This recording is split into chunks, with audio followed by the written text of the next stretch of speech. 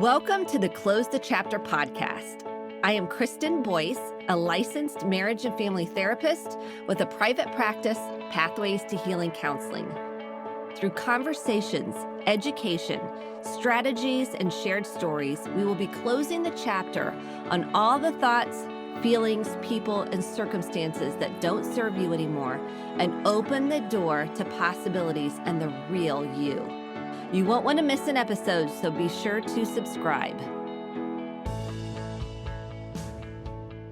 Welcome to this week's Close the Chapter podcast. I am so glad you're here with me.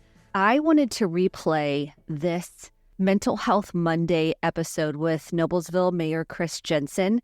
We had two teens interviewed talking about social media and mental health. We talked all things mental health, really. And it was so wonderful to hear from teens tell us what it's like to be a teen and how social media impacts them and what are the biggest challenges and how do we help them? What do they want from their parents? It's a great conversation, and I thought it was well worth replaying on the podcast, and I hope you get as much out of it as I enjoyed being in the conversation with these two teens, Maya and Danielle, and Noblesville Mayor Chris Jensen. I hope it's impactful. If you want to grab the free journal, go do it now at Kristen, KRISTEN, Boyce, BOICE.com/free resources.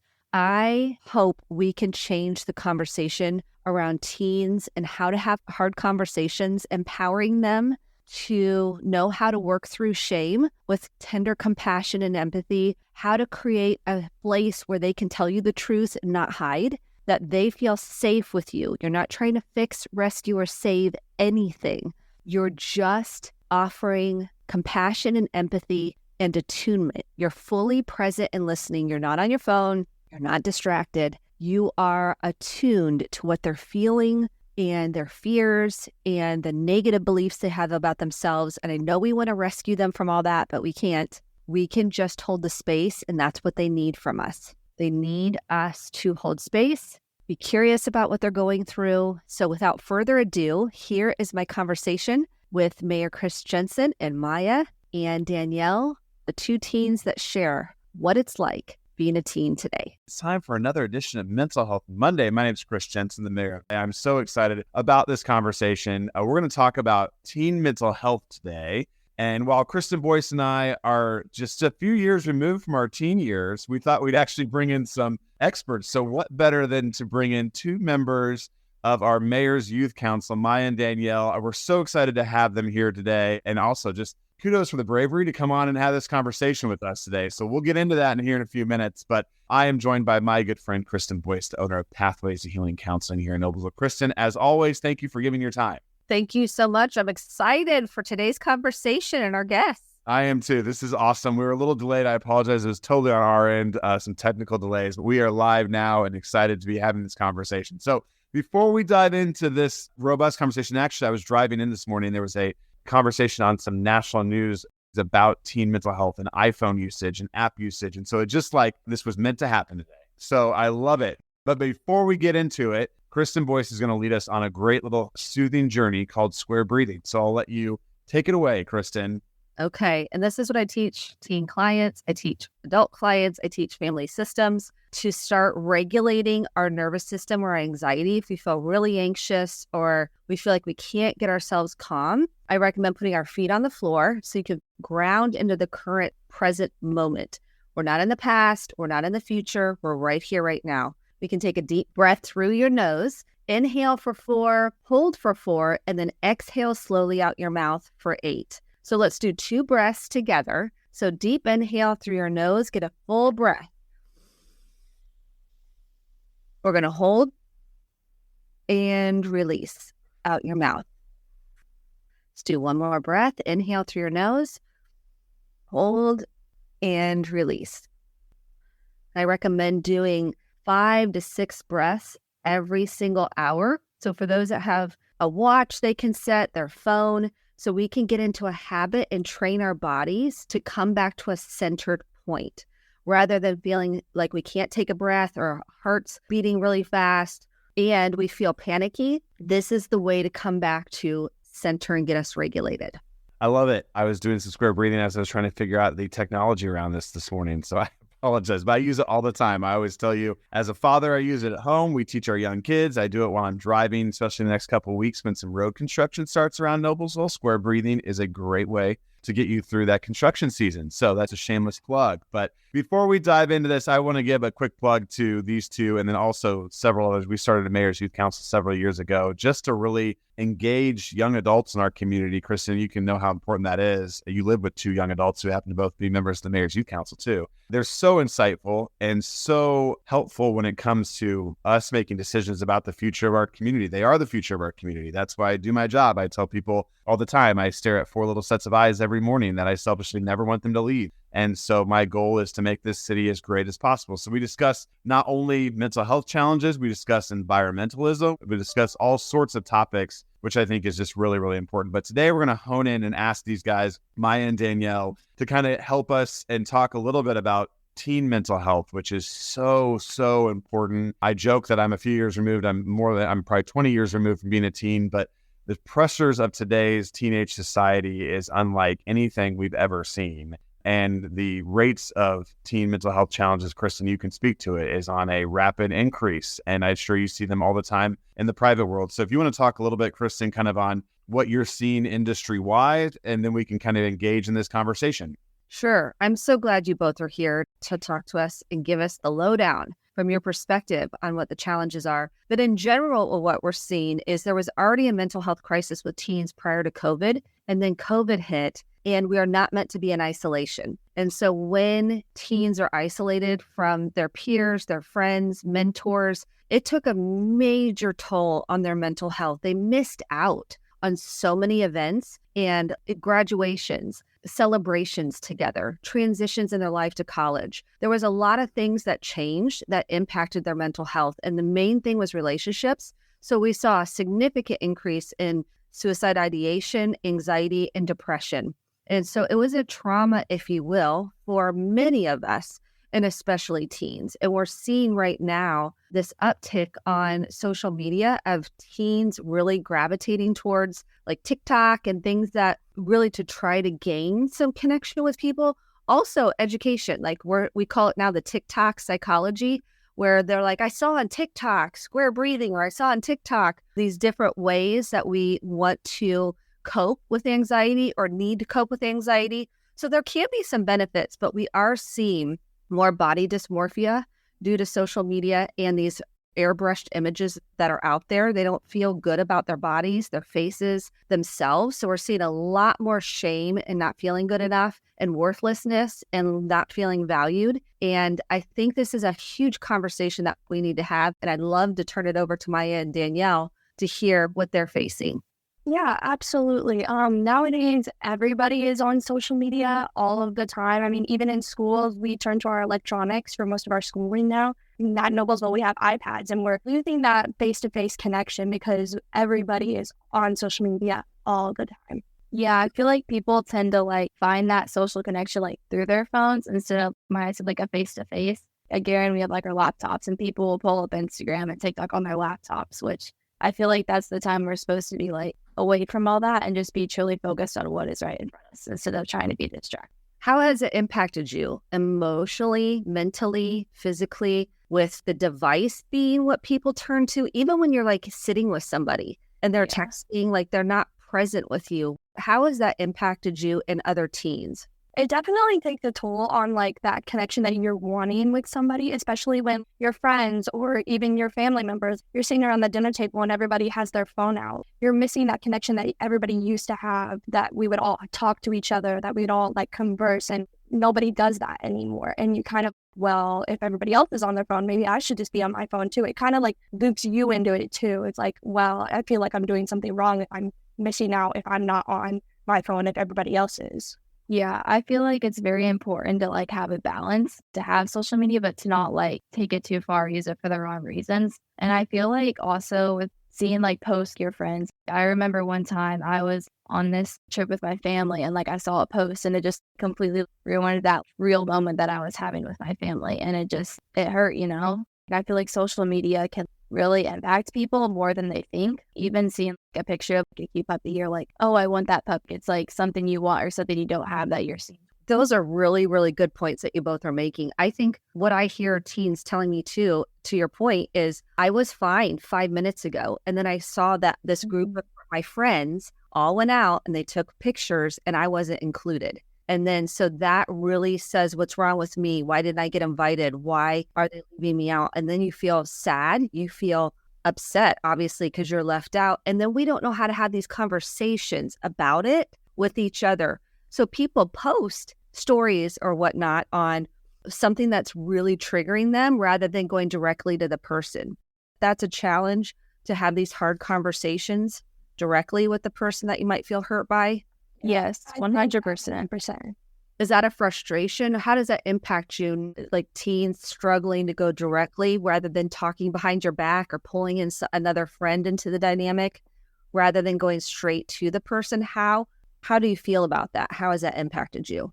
But everything on social media, it's very hard to reel it back. Once you see all your friends hanging out, say online, you see that, them all hanging out without you, it's hard to bring it right back in and just talk to them being, hey, like, I wasn't invited. Like, why was that? You kind of feel like, oh, well, if they're doing that, maybe I should post about something I'm doing and, oh, I'm doing something better. Something like that. It's hard, like when you're comparing yourself, to bring it back in and just try to have that conversation with people because you're already being compared. Yeah, I feel like people also try to have those conversations over text too, which you can't like truly get through like what the other person is truly feeling. So then it never like ends up fully being resolved. Yes, I find that too, where you're there. So I was with the show choir this weekend and we were having a conversation about, we don't really know how to even start those conversations. So we just, because I'm embarrassed, I'm scared they're going to think I'm weird, or they'll be, why is she even bringing this up? Or why is he even going there? Do you feel like we're afraid of what people think of us and more rejection, so we don't go there? Yes, 100%. Yeah. Okay. So tell us about, Maya, the video you made about social media and scrolling. So I made this video for this little competition that people were having that focuses on the effects of social media. And I was showing like a bunch of different scenarios about how like you compare yourself, you get distracted and are no longer like present in the moment, or you can't focus on your schoolwork. And I think it was just very important to show that how much social media can take over our lives on a daily basis, because I don't think a lot of people, yes, they know that they're spending a lot of time on social media, but they won't say, oh, it's like taken over every part of my life. No, I still have other things in my life. But when you really take a look at it, you can see how much social media takes over your life. Yeah, when we were making the video, we started with like Maya in her bed. She got up, she checked her phone. She got ready for the day, she checked her phone. And then we did like this ticking clock to just show that 24/7, like you're always thinking, oh, like what's on my phone? Did someone snap me? Did someone text me? Like just 24/7. I feel like the time that you spend on social media is so much longer than you think in the moment. Because I know I can get lost in like Instagram Reels because they're like hilarious. And then it's like 30 minutes, you're like, oh crap, what happened to my day? It's very distracting. And we try to show that in the video. It is impacting you whether you see it or not. And Kristen, if I could chime in real quick, I mean, these guys took such initiative to enter this and actually won some funds that they're going to be donating to an organization called Ben's Ranch here in a couple of weeks that helps teens within mental health challenges, kind of working on a farm in kind of a whole different way. So I just wanted to heap praise on them for being wise beyond their years to not only do the video, but to seek out great areas to donate funds to it. So it's just incredible. I wanted to kind of ask a question. You know, I think so much all of us adults maybe sitting and watching this conversation are kind of putting themselves in a teen's shoe or trying to think about what it was like when we were growing up. You know, we certainly had instances where you were left out, but you maybe didn't see them so presently in front of you. Everything wasn't documented in front of you. So that's one component of it. And then I think, again, the root of, I think adults have challenges with this too a lot, is that communication, that one-on-one communication. And I wanted to kind of hone in a little bit, Kristen, on that. If you could touch a little bit about maybe what you're seeing within teens on the communication front, and then maybe what advice you're kind of giving some teens on how to relearn communication styles, because that's not, and I hate, Danielle and Maya, this is not going to go away. It gets more difficult as you get older. Julie Jensen and I battle via text every once in a while, and we get about like putting a little pin in it. We're going to talk about this later in person because the written word is great, but you need to have in-person conversations. So I wanted to kind of hone in a little bit on that, Kristen, if you wouldn't mind. Yeah, I think the biggest piece, the biggest challenge and you guys, Danielle and Maya, step in here if I'm not getting it, is the fear of what other people think and rejection. So if I put myself out there and I say, hey, have I done something that upset you guys? Because I noticed I wasn't invited to the cake bake outing. I'm making this up, but whatever it was, did I do something? I coached the kids to give them language, because a lot of times they don't know where to start because they're afraid that the person is going to be like, well, you're overreacting. Well, it's not a big deal, or finding out the truth that maybe there is, like, they're scared. Who am I going to be friends with? If I bring this topic up and they don't want to be my friend, well, then where's my friend group? Who am I going to sit with at lunch? Who am I going to hang out with? There's a fear of this, like, well, then I won't have anybody. And so the trend that I see is one of two things. One is either they're doing stories and they're sharing cryptically what's going on, that they're upset about something, but they're not really saying exactly. And number two, they triangulate other people into it. So they'll start, you got invited. Well, do you know why I didn't get invited? Have I upset? I'm not going directly to the person that maybe had the party or posted the photo or whatever. I'm asking somebody else that maybe I trust a little bit more, that I feel safer with, to try to get understanding, like, what's going on. And they're afraid. They're so afraid, and they don't really know how to start conversations. What are you seeing? Yeah, I think people's number one fear is ending up alone, as you said, without a friend group, without somebody to sit with at lunch. And so they're trying to prevent that as much as possible. And if not going to that person directly and having that conversation is going to prevent that, they can keep acting like their friend and acting like they have a friend group. People will do that because they don't want to be the one singled out. Yeah. I think when the person goes to why didn't I not get invited, they also are scared to learn the truth. Maybe that person doesn't like them as much as they thought they did. And so I think that's where that fear comes from too. I think this is one of the things I was talking about with the kids over the weekend. I said, I would love to equip teens on one, emotional regulation and nurturing yourself, offering yourself compassion when you feel shame, you feel something's wrong with you, you feel defective, you feel like a burden, you feel like whatever that negative belief is, nurturing that part, and then getting some courage to face these conversations with acknowledgement sandwich. So I was coaching some of the kids. I was like, you start off by saying, I'm so grateful for our friendship. I'm so glad we've been friends since 7th grade. I'm making this up, but you get the idea, and say, hey, and I love to say, have I done something that I love that, because I'm not going, well, you didn't invite me. And why didn't you invite? I'm going, have I done something to upset you? Because I noticed, or done something that you don't like, or is there anything I can, just to try to gauge it in a more, I'm taking ownership way. Even if you didn't do anything, I'm going, well, hey, I'm trying to check this, and then say, I really hope we can work through this. And maybe you don't. Maybe this is a friend group that you've decided,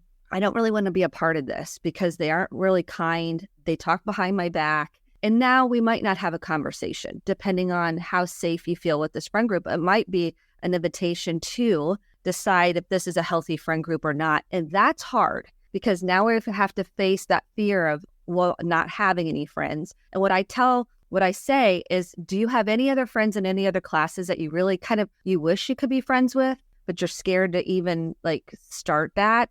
So we kind of work on, how can you start a conversation with curiosity with another person that you kind of really want to build a friendship with. And that's how I encourage, I think, anybody, whether you're a teen or an adult, to really get the courage up to maybe have a hard conversation or make a new friend. It's scary. We all are scared of rejection. Yeah. Let's be honest.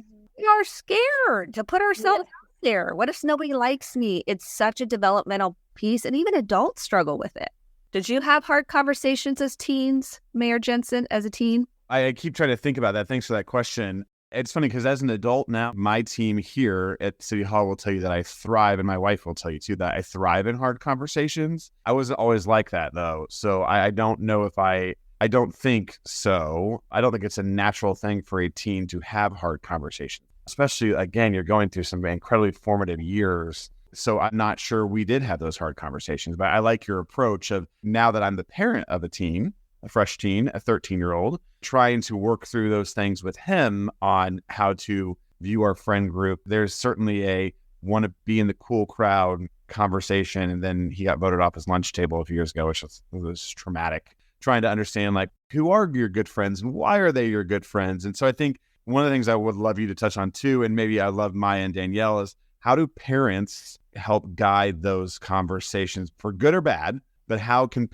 are your parents supportive? I know Kate's parents. I do not know Danielle's parents, but I would love, what does an adult in your life look like? We don't always have Kristen Boyce sitting right next to us at a choir concert that's willing to compliment sandwich us all the time, which I wish I did. I could just travel around my life with Kristen Boyce. But how do other adults maybe speak into you?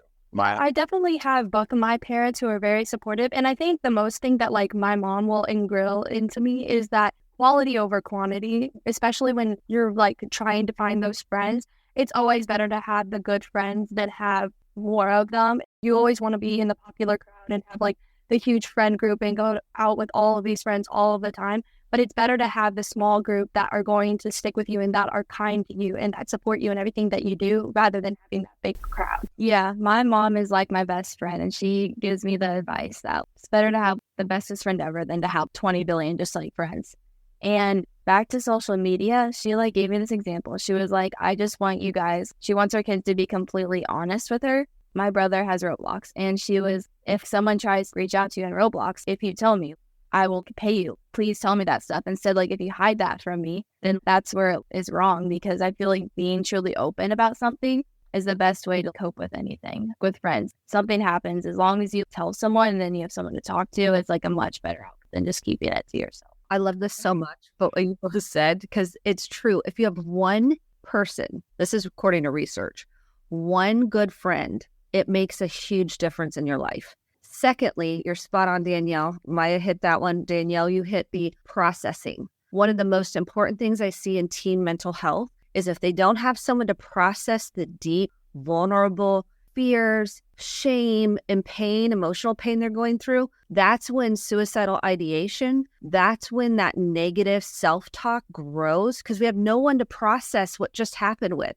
We have no one to process what we just saw on social media. That's one of the most important roles that parents can play. I'm not hounding my kid. I'm checking in. How are you feeling about that? That's the key question. How are you feeling about that? How did that make you feel? Nothing makes us feel. How did you feel about that? Well, I don't know. They might say, I don't know. I'll say, I can hold all the space for you to process. I'm here. I have tender empathy and compassion for what you're going through. Create safety for teens to tell you the truth, because you nailed that too. The more you can tell the truth, the more you'll be set free. You have to have a safe person, whether that's a therapist, a school counselor, maybe it's a teacher, a parent, ideally would be great, but not everybody has that available, or a coach, somebody you can open up with and process what you're going through. That's where a best friend is wonderful. That's a vault. They're going to hold that container for you. That one friend that my daughter calls it your low battery friend, where you don't have to be like, on. It's your low battery friend. It's your friend that when you have nothing to offer, they love you anyways. They're called the low battery friends. Everybody needs a low battery friend. And if you've got that, I think you're right on target. Do you find you have those people you can be authentic and share your real feelings and fears with and shame? Do you both find that? Yes. Yeah, definitely. And not everybody has that. But we know the more you repress and bury and don't get to process, that will affect your mental, emotional, and physical wellness. And so there also is a number, 988. You both probably know about this. How prevalent is that number now with teens? Do they know about 988, that that's a suicidal hotline or a mental health hotline? Are they aware of that or not really? I think I personally heard it, but yeah. Yeah, I think it needs to be out there more, definitely. Mm-hmm. If we had ambassadors, like teen ambassadors, that were getting that information out there, we actually had to call 988 over the weekend. So you never know when you're going to need it. If we have ambassadors like Maya and Danielle, you two out there getting that out there, because you can text or call 24/7 if someone is having suicidal thoughts, or maybe they're just struggling to feel like they're worth living. That is a number you can call, they can call, text 24/7.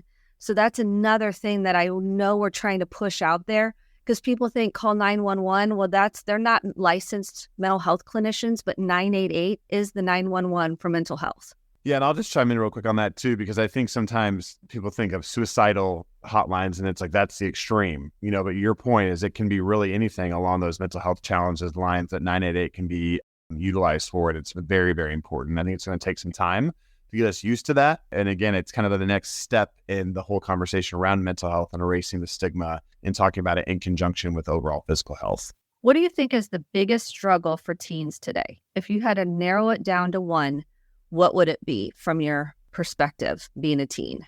Not Feeling like you're good enough. Yes, that and comparing yourself to others. Which I think that second part, Kristen, is so much more prevalent today in today's society because of social media, correct? Correct. It has, because you look at these images and they're like, well, look, they've got a perfect body, or look at, they've got all the friends. They look like they have it all together. Perfect face, everything. And what's wrong with me? I don't look like that. I don't have that lifestyle or that friend. I mean, everything is posted. I literally was sitting and every single teen was on their phone and almost all of them were taking some sort of a photo, like to have the perfect photos. They are making sure, and you guys jump in here, photos are like the photos, documenting. There's a pressure to like post and then if you post and no one likes it, what's that like for you guys? I mean, that's a thing, right? Yeah, definitely. I think you see everybody else posting, you're like, well, I should post too. I should show people what I'm doing. And you want people to like what you're doing because you're liking what they're doing. So you want that same thing in return. I don't post anything on Instagram, so I don't have experience for that. But I definitely agree. I feel like on like Snapchat too, people are just always wanting to like show what's going on in their life so other people can think that they're this amazing, like they're going through like and having like a great time, but that's not truly what's going on. And we never truly see like, the bad things that are happening in people's lives. Yes. I have another question. My question is, because a lot of people are like, I wish I didn't have social media at 13. I wish I had my parents or I didn't have access to like 16. What age do you think it's appropriate for kids to have, from your opinion, social media? Oh, that's a really hard question. I mean, I know I was given social media in middle school, and back then I thought it was so cool and I like loved having it. But like when you look back on it, it did affect me in a negative light, and I wish I didn't have it back then. I think most people have it now in high school, and I think if I were, that would be a good time, maybe like freshman year of high school when you're like 15, 16 years old. I think freshman year of high school for sure. Because I feel like if you get it any later, then the sooner you figure out how to balance it, the better. Because if you go on to college and then you just get social media, then you don't have like a parent or like someone to help guide you through it. That's, Kristen, to your point, it's so cool to hear them self-assess that later on, you know what I mean? And help them speak into parents. Hopefully parents are listening to this too and can kind of help guide that going forward. Yeah. And there's certain apps that what we've done at home is I said, how do you feel when you're on that app? If you're on TikTok, I don't like how I feel. Okay, now what do you want to do with that information? Snapchat, I don't like that, so we don't have it. So it's like assessing, how do you feel? Okay, Instagram, I feel sometimes, but I kind of, that feels a little bit okay, so I'll do Instagram. It's really assessing each of the apps and how you feel in your body. How do you feel emotionally? And what is it doing to you psychologically? And that's the conversations I encourage parents to have. How do you feel when you're on that app? And some kids might mask and say, oh, I feel great. And they may. I mean, I'm not saying they might not. It's really a self-awareness assessment on how do you feel when you're using these apps? How much time are you using them? How much of your thoughts go into preoccupation with it? That means if it's affecting your daily functioning and you'd rather be on an app and scroll and numb than talking face-to-face with somebody, I realize we're not going to talk face-to-face all day with somebody. That's not what I'm saying. But is it consuming your thoughts? We've got to address it. Well, I hate to end this conversation because we could talk for about another hour about this, but this has been awesome. And I want to say, Maya and Danielle, like, wise beyond your years. Thank you, thank you, thank you. They are just an absolute delight to be around, and to come tackle issues like this means a lot. So thank you, Maya. Thank you, Danielle. Kristen Boyce, as always, you are just the best. And if you have any questions, feel free to get on our Facebook page, check out the Mayor's Youth Council to learn more, send us a note. But again, kudos to these guys for stepping up and being willing to be vulnerable today, which means it. So with that, join us next month for another edition of Mental Health Monday. Kristen Boyce, as always, you're the best. Thank you. Thank you, Maya and Danielle. Appreciate you both. All right. Thanks, everybody. Thank you so much for listening to the Close the Chapter podcast. My hope is that you took home some actionable steps along with motivation, inspiration, and hope for making sustainable change in your life. If you enjoyed this episode, click the subscribe button to be sure to get the updated episodes every week, and share with a friend or a family member. For more information about how to get connected, visit Kristen, Kristen, D, Boyce, BOICE.com. Thanks and have a great day.